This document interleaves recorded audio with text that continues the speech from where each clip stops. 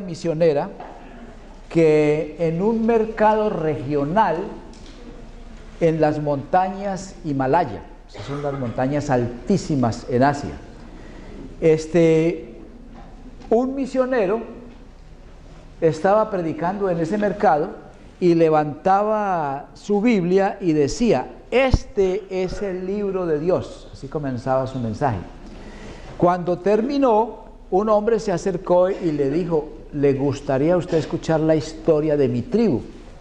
Encantado, dijo el misionero.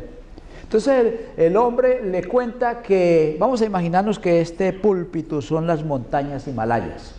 Dice que ellos vivían en el lado oriental de las Himalayas y que su tribu se guiaba por el libro de Dios y que vivían muy bien y prosperaban, pero que habían sido invadidos y obligados a dejar sus tierras. Entonces tuvieron que hacer un largo viaje a través de las montañas y durante el viaje sufrieron una tormenta pero horrible, y tratando de refugiarse de la tormenta perdieron el libro. Como resultado de eso llegaron pues al otro lado y se establecieron, pero las nuevas generaciones no tenían contacto con el libro de Dios y comenzó a desorganizarse todo. Ya no sabían cómo vivir en paz y en orden y cómo prosperar. Pero 2 semanas antes, una mujer de la tribu había soñado que un extranjero había llegado a esas tierras y que si enviaban a un mensajero el día de Mercal a ese punto, y hablaran con ese extranjero, podrían recuperar el libro de Dios. El misionero entonces terminó su relato invitándolo, rogándole que viniera a su tribu para que les trajera de nuevo el libro de Dios. En la historia de las misiones hay muchos relatos semejantes de cómo la palabra de Dios entra en un pueblo como la levadura en la masa. Y entonces cuando hay un cierto porcentaje de creyentes, se experimenta una transformación a nivel de la comunidad y del pueblo. Hay muchas historias de esas. Eso no las va a encontrar en Google, ¿no? Ni tampoco se las van a dar por televisión.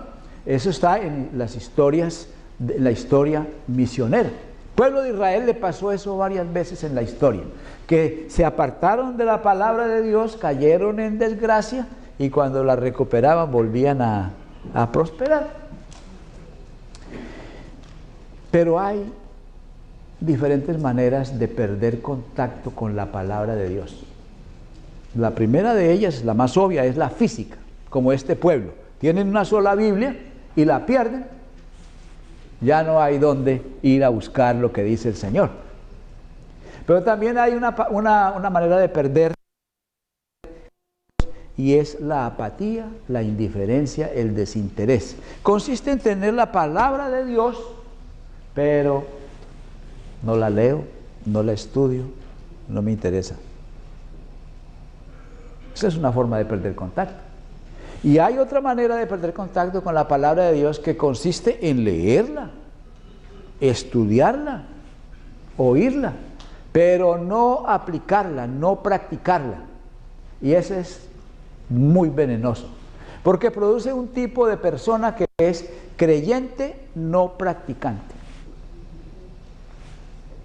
Yo la leo, yo la entiendo, hasta la creo, pero vaya, mire la vida de la persona, es todo lo contrario de lo que dice. Creer, diferente, completamente distinto. Y ese tipo de creyente, bueno, ese es el conflicto que tuvo Jesús con los fariseos. Los fariseos conocían la palabra de Dios, los escribas y los fariseos, pero no la aplicaban a su vida y no la practicaban. Y esa fue la controversia, el problema de Jesús con ellos. Entonces, el no aplicar la palabra de Dios es información sin transformación. Y de nuevo, produce un creyente no practicante, hipócrita y orgulloso. Porque ¿qué le enseñas tú a una persona que sabe la Biblia? ¿No? Que puede discutir la Biblia porque la conoce y la entiende. No hay forma, no hay forma. Y hay muchos de esos. ¿Ya? Eso es perder contacto con la palabra de Dios. El problema está en no aplicar la palabra a nuestras vidas. No es problema de la palabra, es problema de nosotros, de los predicadores, de los maestros, de los que dirigen estudio bíblico, que no la aplican a la gente. Pero es problema del individuo, porque el individuo la escucha, la entiende, pero no la practica, no la aplica. Es un problema de doble filo. Y eso ha venido porque en nuestra cultura occidental hemos aprendido que información es igual a aprendizaje. Y eso no es así. Es que en la iglesia ustedes no creen lo que se les predica desde acá. Ustedes creen lo que aprendieron en la casa, lo que aprendieron en la escuela y lo que aprenden de los amigos, y la mayoría de eso es lo que practican. Entonces en nuestra cultura occidental es, yo leo un libro, ya sé, pone el libro aparte, se le olvidó el libro, se le olvidó lo que dice el libro y no practicó nada. Igual pasa con la Biblia. Va a una conferencia, a un entrenamiento, escucha todo muy bonito, lleva su material, lo pone por allá y pasan los días, se olvida de lo que oyó, pero ya sabe, yo ya sé. No, yo ya sé. En la práctica, nada. En la cultura bíblica no era así. En la cultura bíblica hay dos palabras para aprendizaje. Una es gnosis, de donde viene la palabra conocimiento, o la palabra gnóstico, que fue un tipo de gente que puso mucho problema en los primeros siglos del cristianismo. Y la otra palabra es epignosis. Gnosis es recibir la información. Epignosis es recibir la información y practicarla, caracterizarla, personalizarla. Y eso es lo que hacían los cristianos en el primer siglo. Pero nosotros nada más almacenamos la información y ya entendí, ya me emocioné y no más, no más. Usted está débil, bien débil. Se duerme por la tarde y entonces va al del doctor y el doctor le dice falta de vitaminas y minerales. La receta. Se va para Walgreens, compra sus vitaminas, las pone sobre la mesa y come y se le olvida tomarse las vitaminas. De vez en cuando saca una pastilla y se la toma. ¿Va a recuperar la vitalidad de esa manera? Como dice Majás de los Majases, ¿no? Jamás. Igual con la Biblia. De vez en cuando se lee, de vez en cuando se oye. No se practica, no se aplica, no hay transformación. No habrá. Los hogares se irán desbaratando, los matrimonios se irán también derrumbando, descuadernando, y finalmente la sociedad también se hunde por falta de aplicación de la palabra.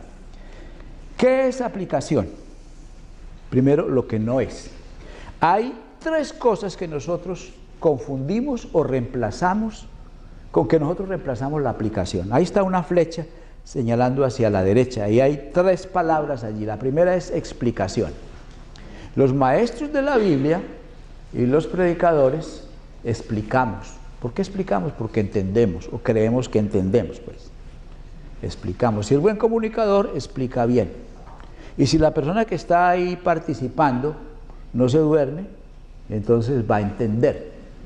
Pero explicación y entendimiento no es aplicación.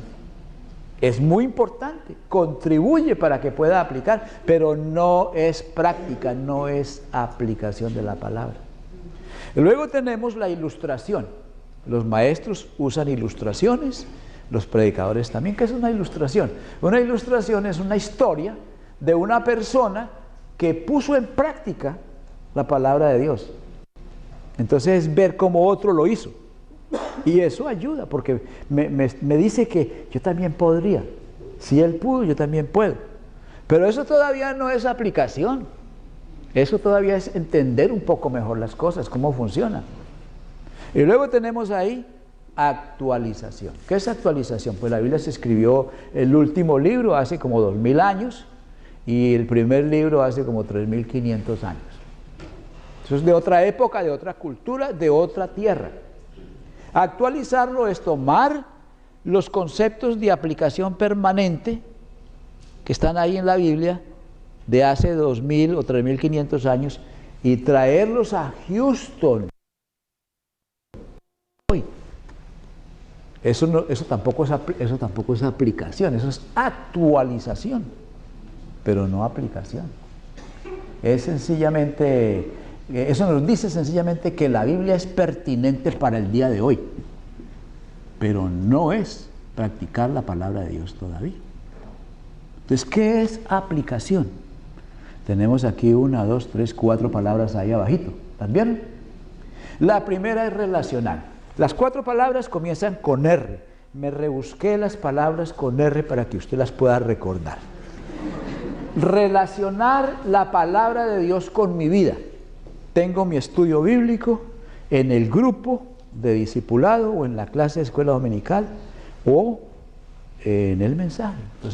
Entonces el que está enseñando y el que está predicando debe relacionar eso con la vida de la gente, pero hay un problema. ¿Cuántos hay aquí? Muchos. Y cada uno tiene una situación diferente. Entonces le toca al creyente personalmente él relacionar también con su vida. La otra es responder. Dios habla en la Biblia, pero Él quiere que le respondamos.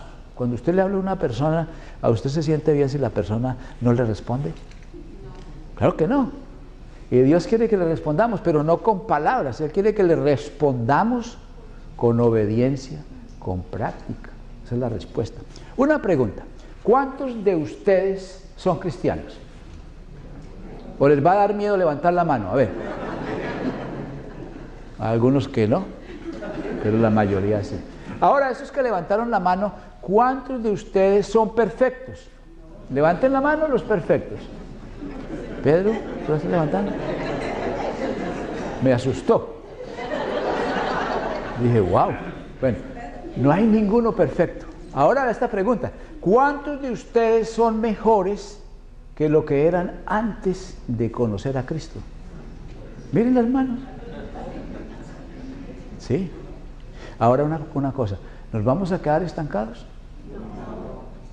Si nosotros no aplicamos la palabra de Dios a nuestra vida, no la relacionamos con nuestra vida, no la practicamos, nos vamos a quedar ahí estancados.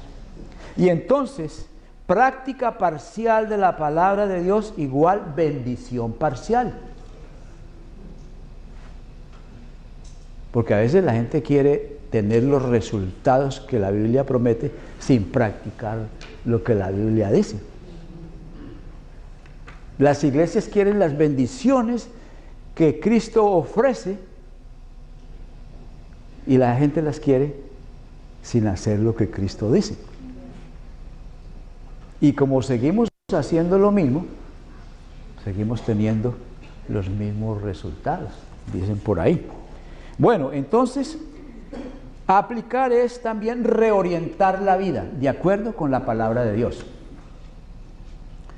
El mundo va en dirección contraria a Dios.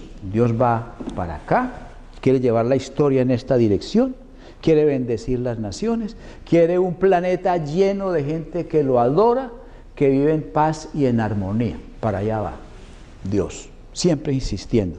¿Y para dónde va el mundo? Para allá.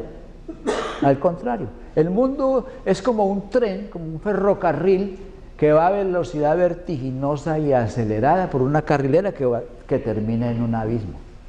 Y lo peor de eso es que nosotros nos queremos subir a ese tren y que la gente nos anima para que nos subamos. Cuando nos damos cuenta, ahí vamos como un pachá en el tren, sin reconocer que vamos para un abismo. Entonces, reorientar la vida con la palabra de Dios es aplicarla, es tomar conciencia de que yo vivo contra la corriente. aún en la manera de ser iglesia, hay que ir contra la corriente. Y es muy difícil ir contra la corriente. Ya, muy difícil. Entonces, para ir contra la corriente usted necesita energía. Usted necesita revitalizarse. Y ahí tenemos la otra palabra. Aplicar la palabra de Dios es revitalizarse. Mire, nosotros necesitamos revitalización constantemente como individuos. Las congregaciones necesitan revitalizarse constantemente, porque si no se revitaliza, ¿sabe qué viene? ¿Qué es lo contrario de vitalidad? Es debilidad y muerte. Cuando usted come, se revitaliza. O no coma. No coma. A ver, ¿cómo le va? No puede. Usted necesita dormir para revitalizarse. No duerma. No duerma. Yo anoche llegué a las 3 de la mañana a la casa porque después de un estudio por allá en una cafetería se me estalló una llanta. Y entonces me bajé del freeway con esa llanta, seguí y se volvió nada la llanta. Llegamos a la casa como a las 3 de la mañana. Y esta mañana casi no me paro de la cama, porque no me revitalicé físicamente. Ahora que llegué a la casa, a revitalizarme. Hermanos, pasar un tiempo de diversión es revitalizarse, es dejar el cerebro descansar, que se apague. Eso también funciona. Claro, no se va a quedar ahí. Si usted se queda ahí en eso, en pura entretenimiento y diversión, entonces se debilita por otros lados. Es un balance, revitalizarse. Espiritualmente también necesitamos revitalizarnos. Y hay 3 vitaminas para revitalizarse espiritualmente. Uno es la práctica de la presencia de Dios. Tomar conciencia de que Dios está presente, dialogar con Él como dialogo yo mismo con mi mente todos los días, meto a Dios en esa conversación. Y así mi oración no tiene un amén. Eso no quiere decir que no va a orar, como acostumbra. Pero no terminas el amén porque tú vives dialogando con el Señor. Eso te revitaliza. La otra cosa que nos revitaliza es el compañerismo entre creyentes. Y también la misma palabra de Dios nos revitaliza. Hay un capítulo en Ezequiel, capítulo 37, muy interesante. En ese momento histórico, el pueblo de Israel había perdido contacto con la palabra de Dios como consecuencia de muchas décadas de esa desconexión. Cayeron en desgracia y fueron llevados cautivos como esclavos a Babilonia. Uno de los profetas del cautiverio es Ezequiel. Y Ezequiel cuenta en su capítulo 37 que el Espíritu de Dios lo llevó a un valle inmenso lleno de huesos secos. Secos en gran extremo, dice el texto. Y entonces Dios le dice a Ezequiel, ¿revivirán estos huesos? A propósito, cuando yo era joven era muy flaco. ¿Vivirán estos huesos?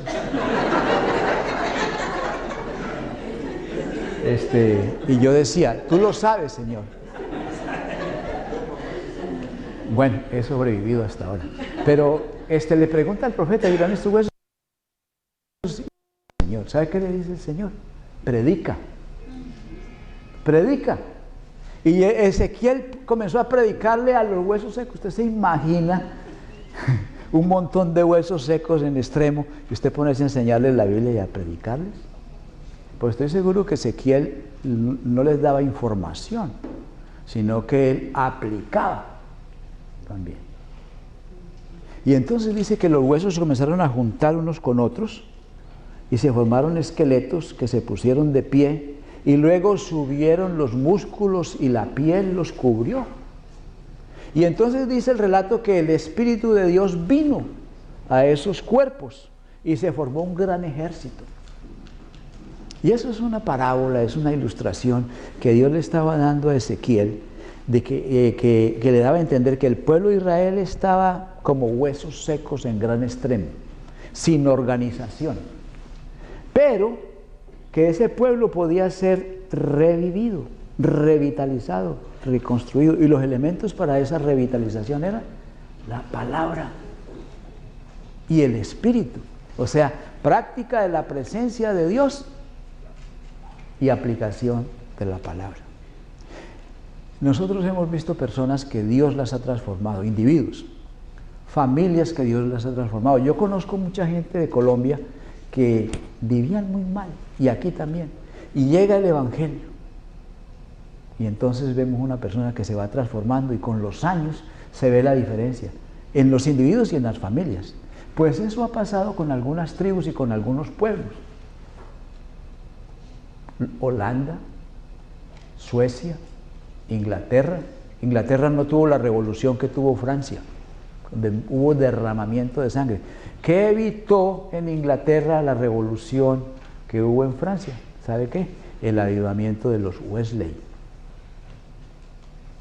El mismo Estados Unidos ha sido bendecido por el metodismo, por los Wesley y por la gente que vino de Europa con la herramienta en una mano y la Biblia en la otra.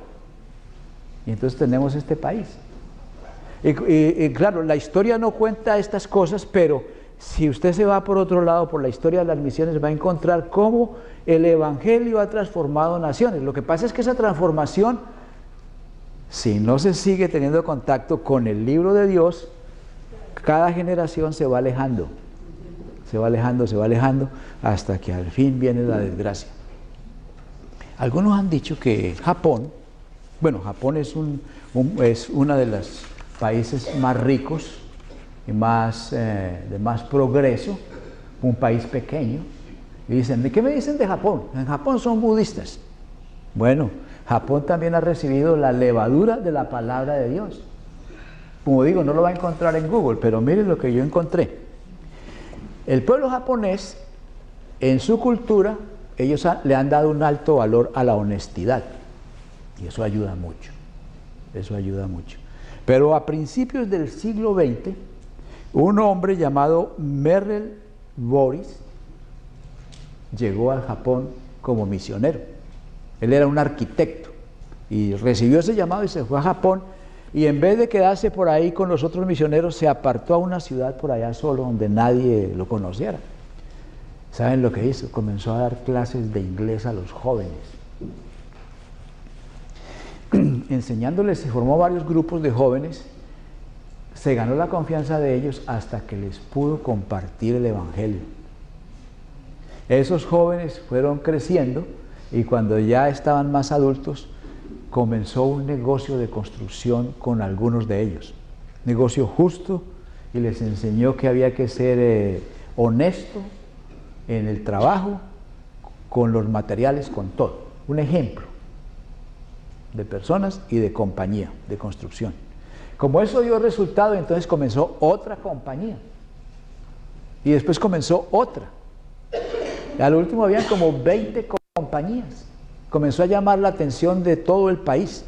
Le dieron la ciudadanía japonesa. Obtener la ciudadanía japonesa no es cualquier cosa. Usted puede ir y nacer en el Japón y usted no es japonés. Para ser japonés tienes que ser hijo de japoneses. Pues a este señor le dieron la ciudadanía japonesa. ¿Ustedes conocen el mentolato? Esa pomadita que sirve para las narices y la gripa y el pecho y todo eso. Es una de esas compañías descubrió o inventó el mentolato. Vino la Segunda Guerra Mundial, entonces todo se paró. Muchos de esos jóvenes fueron al ejército, todo cambia con una guerra. Pero Japón perdió la guerra, entonces el general MacArthur, que fue el que tomó Japón, fue compasivo con el país. Algunos países querían castigar a Japón, pero el general MacArthur dijo, no, vamos a ser compasivos con Japón. Entonces pidió aquí en Estados Unidos que compañías de cristianos fueran a abrir negocios allá. Y ahí Japón recibe una inyección, una levadura. Y este señor, Merrill Boris, se convirtió en un intermediario entre los japoneses y los americanos y facilitó mucho las comunicaciones. Bueno, el punto es que Japón es lo que es hoy en día por esa levadura, por esa influencia. Japón tiene el 6% de cristianos, la población, pero es un país budista y tienen otros problemas. Tienen un alto índice de suicidios, los matrimonios van muy mal. Los japoneses son los peores esposos que hay, me dijo una señora japonesa. Si usted vaya a las familias ya de edad, el hombre anda adelante y la mujer anda atrás, ¿no? ¿Qué hacen los hombres? Se van a un lugar que llaman Sunoko, que es donde hay unos bombillitos rojos, y ahí entran a hablar con mujeres, porque no hablan con la esposa. Entonces tiene muchos problemas, pero Japón es lo que es, por esa levadura que entró. Y si esa levadura no se preserva y no se pasa a la siguiente generación, pues Japón yo creo que va a ir para atrás, como aquí en Estados Unidos. El problema es que el Evangelio sí entra y transforma, pero las siguientes generaciones no lo hacen. Y al final viene la debacle. Yo no sé qué va a hacer de Estados Unidos, porque estamos perdiendo terreno. Cada vez hay menos gente en las iglesias, cada vez hay menos bautismos, poco a poco para atrás.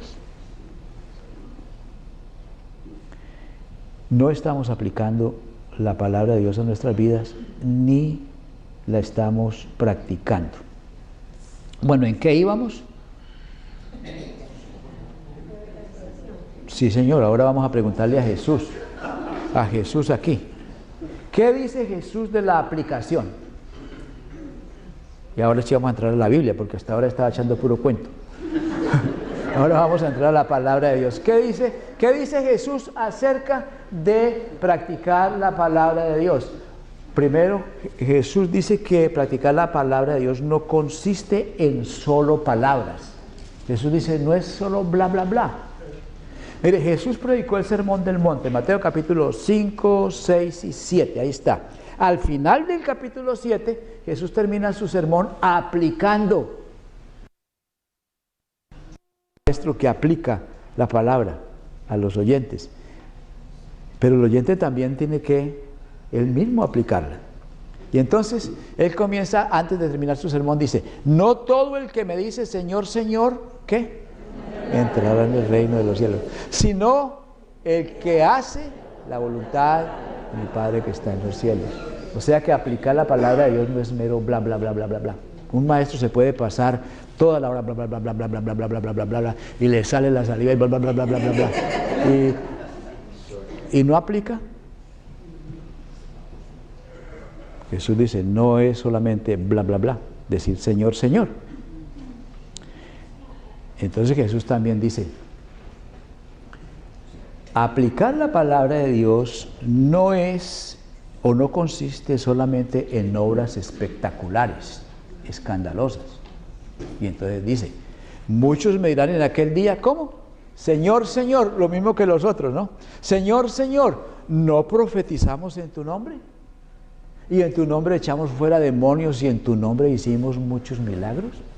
Mire, profetizar y que se cumpla la profecía, echar fuera demonios y hacer milagros, son cosas espectaculares, llaman la atención de la gente, se llena el templo o el auditorio cuando esas cosas pasan.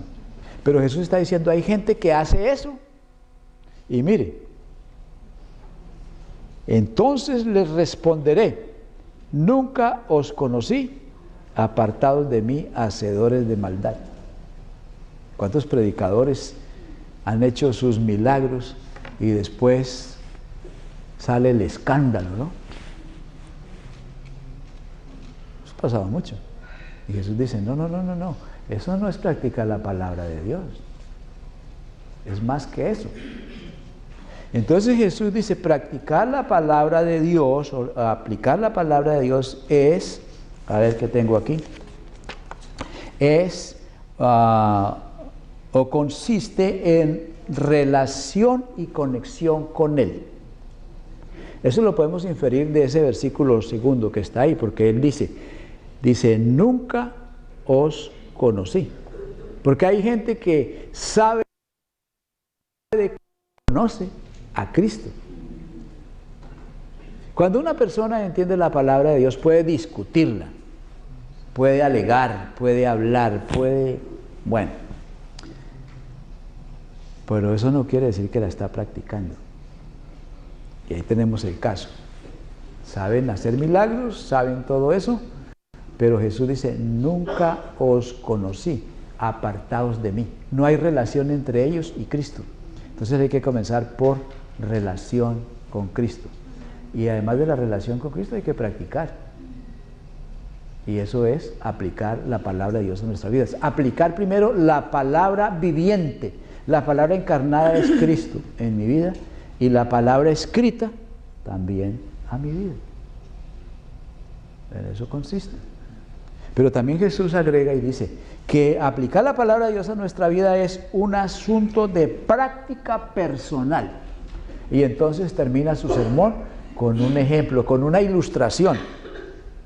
Vamos a mirar. Cualquiera pues que me oye estas palabras y las hace, le compararé a un hombre prudente que edificó su casa sobre la roca. Descendió lluvia, vinieron ríos y soplaron vientos y vino Harvey y golpearon contra aquella casa y no cayó porque estaba fundada sobre la roca. Y entonces luego dice, pero cualquiera que me oye estas palabras hace, le compararé a un hombre insensato, tonto, bruto, que edificó su casa sobre la arena, descendió lluvia y vinieron ríos y soplaron vientos y dieron con ímpetu contra aquella casa y cayó y fue grande su ruina.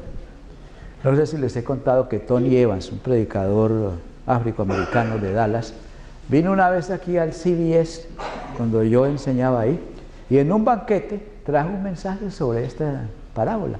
Y él dijo que estos dos hombres eran miembros de la misma iglesia porque habían escuchado el mismo sermón y que vivían en el mismo vecindario porque los había azotado el mismo clima. Vinieron lluvias, vinieron ríos, vinieron vientos y azotaron las dos casas. Posiblemente compraron los materiales para edificar su casa en el mismo Home Depot, ¿no? Mucho en común, pero hay una diferencia. El uno era sabio y el otro era tonto. Y mire, cuando está exponiendo la palabra de Dios, la gente dice, amén. Y todo se ve muy bien. Pero la diferencia se va a ver después que vengan los ríos, los vientos y las tempestades, las crisis, las enfermedades, a ver cómo aguantan. Ahí se ve la diferencia. La diferencia no es aquí, amén, gloria a Dios, aleluya, y aplaudimos, ¿no? Y la diferencia se va a ver allá afuera en la batalla. Ahí es donde se ve. Miren, la roca en esta parábola de Jesús simboliza la verdad. Cristo es la verdad y su palabra es la verdad. Y la arena simboliza la mentira. Entonces, quien está edificando su vida sobre la mentira va a la desgracia. Como individuo, como matrimonio, como familia, como iglesia, como nación, va a la desgracia. Y hay una mentira que se difunde mucho hoy en día, el relativismo. Como dicen que estamos en el posmodernismo, algunos hablan de poscristianismo, o sea, el cristianismo ya quedó atrás, vamos adelante, ¿no? Y una de las características del poscristianismo y posmodernismo es el relativismo. No hay moral, cada uno tiene su propia moral, moral circunstancial. Si estoy en estas circunstancias, aquí hay una mujer que me gusta, bueno, vamos. Si estoy con mi esposa, entonces si no, el adulterio es malo. Circunstancial. Tampoco hay verdad absoluta. Cada uno tiene su propia verdad.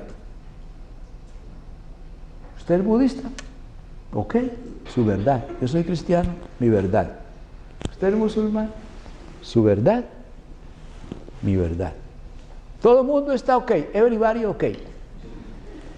Y eso se oye muy bonito, se oye muy bien, todos juntos, ¿no? Tranquilos. Pero en la práctica, esa es la estupidez más grande. Porque mire, supongamos que usted va al doctor y el doctor es relativista y le dice, bueno, pues, ¿sabes qué? Ve a Walgreens y escoge ahí las medicinas que quieras y tómate la cantidad que quieras, de acuerdo a como tú sientas, ¿no? ¿O qué hace el doctor? El doctor trata de ser exacto y preciso, no es relativo. ¿Cuánto pesas? ¿Cuántos años tienes? ¿Cuánto mides de estatura? Examen de sangre, de orina, etcétera, etcétera. Y mira todo eso y entonces le dice, mire, se me va a tomar tantas, de cada una. O usted quiere que hacerlo a su manera, ¿no? O lo que le diga el vecino, o lo que le diga alguien en la iglesia. Mire, hermano, para eso tal cosa, yo la otra vez me tomé tal cosa. Mire, aquí está, tómesela usted. Tenemos que ser precisos. O se va a subir a un avión donde el mecánico del avión dice el manual que tiene que apretar ahí una tuerca cuando lo está reparando con una llave especial y ponerle tantas libras de presión. ¿Le gustaría un mecánico que diga, bueno, pues como estamos de avance, lo voy a apretar con la mano y que se vaya? Bueno, pues no puede ser tan relativo, tiene que ser preciso, tiene que ser exacto. En California hay un puente de San Francisco, ¿no? Ese largo, creo que es rojo, color rojo. Ese puente, por ahí pasan miles y miles de carros y a veces se estanca el tráfico y quedan montones de carros en ese puente y no se cae. Porque lo hicieron con precisión y con exactitud. No fueron relativistas los que hicieron eso. Ahí no sé en qué ciudad construyeron una biblioteca y el edificio es posmodernista. Entonces hicieron escaleras que no van a ninguna parte, ventanas que no tienen ningún propósito, porque todo es relativo. Y entonces fue un profesor de un seminario de Colorado a visitar la biblioteca y entonces le estaban mostrando, ¿no?, el monumento al relativismo, y él les dijo, bueno, muy bien, espero que no hayan hecho lo mismo en los cimientos, porque si hacen lo mismo en los cimientos se cae el edificio. Pusieron bien los cimientos, ¿no?, con precisión, con cálculo, siguiendo verdades matemáticas y de todo, de ingeniería. Y luego se dieron el lujo de poner escaleras y ventanas que ilustran el relativismo, pero el fundamento. Entonces, ¿sobre qué va a edificar usted su vida? ¿Sobre la mentira o sobre la verdad? Cuando usted recibió a Cristo, comenzó sobre la verdad, pero hay que seguir edificando sobre la verdad. La transformación tiene que continuar. Por eso dice Pablo, transformados por medio de la renovación de vuestro entendimiento. La transformación tiene que continuar. Porque si no, pues nos estancamos. Ahí para todo. Y nosotros a la larga vamos a recibir las consecuencias, pero a la larga el país donde vivimos también la va a recibir, o sea, los nietos y bisnietos van a recibir las consecuencias.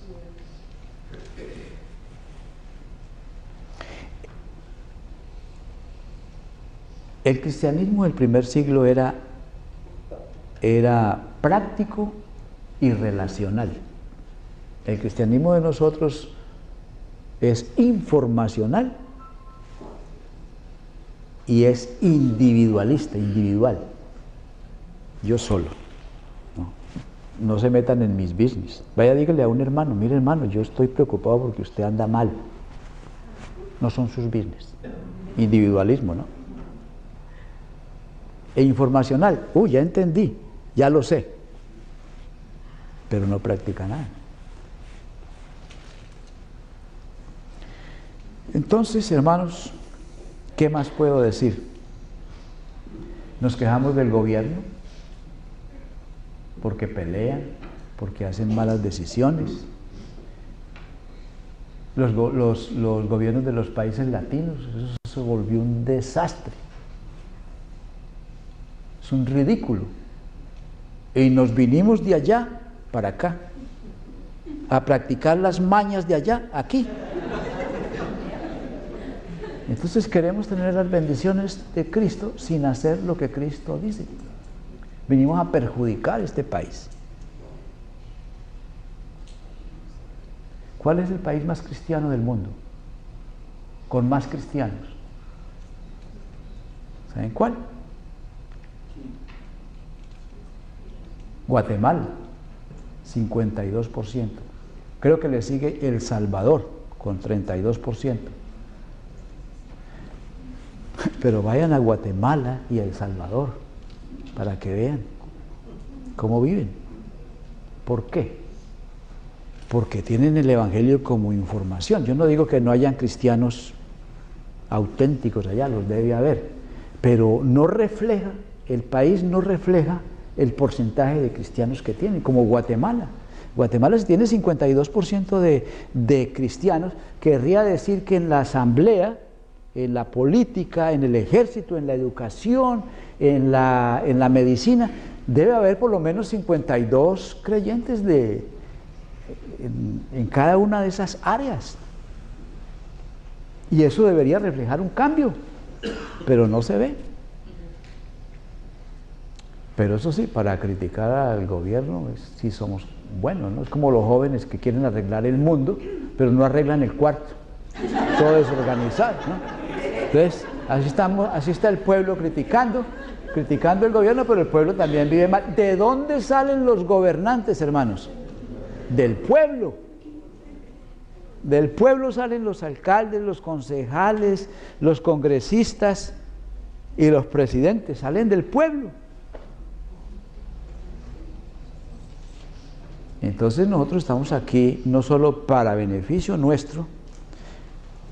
Otra cosa, y la iglesia no es para ella misma, para que la iglesia crezca, para que tenga más grande edificio, para que tengamos mejor carpeta, mejor... Todas estas cosas son para nosotros realmente. La iglesia existe para hacer bendición a las naciones, comenzando por la nación donde nosotros estamos. Para eso estamos aquí. Y eso comienza por el individuo, por el matrimonio, por la familia y hacer también un impacto en la nación.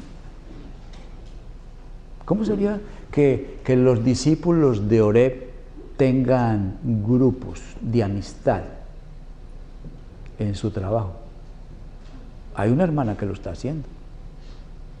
¿Cómo sería un médico cristiano que tiene grupo con médicos cristianos y los discipula? ¿Cómo sería un hombre de negocios cristiano que tiene grupos pequeños de discipulado en su compañía? Entonces el Evangelio, la levadura del Evangelio va entrando en la economía, va entrando en el arte, va entrando en la medicina, en la educación. Y esa levadura va leudando toda la masa. Y al final una nación diferente. Y un mundo diferente, porque Dios quiere bendecir a las naciones. Entonces nosotros no estamos aquí solamente para este pequeño grupo, tenemos que estar pensando en ser de bendición a las naciones. Pero comenzamos con nosotros mismos, aplicando la palabra de Dios a nuestra vida, porque no vamos a ir afuera a decirle, mire, practique lo que yo no estoy haciendo. Eso tampoco es así, por eso comienza con el individuo. Entonces, hermano, esto se trata de una disciplina, la disciplina de aplicar la palabra de Dios a mi vida. Y aquí el pastor nos ha enseñado que siendo discípulos, una manera de ser discípulo es aplicar la palabra de Dios a mi vida. Y una manera de hacer discípulos es enseñarle a otro cómo hacer esto que yo estoy haciendo. No información, sino práctica de esa disciplina. Bien, hermanos, pónganse de pies. Vamos a hablar con el Señor en silencio. Vamos a tener unos momentos de silencio donde cada uno de ustedes va a hablar con el Señor.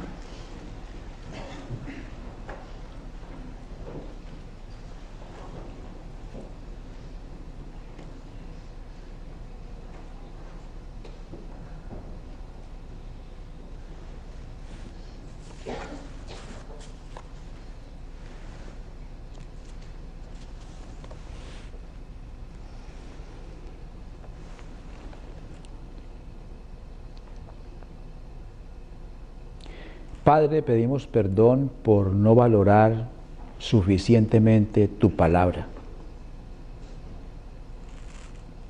Sabemos que gente dio su vida por traducirla, otros dieron su vida por distribuirla y otros han dado su vida por enseñarla. Perdónanos por tomarla solo como información, sin llevarla a la práctica. Te alabamos por el privilegio de conocer tu palabra y pedimos que nos des apetito, que nos des hambre y sed de tu palabra, que nuestro paladar espiritual pueda saborear la dulzura de la miel de tu palabra. Nuestra oración es en el nombre poderoso de Cristo Jesús. Amén.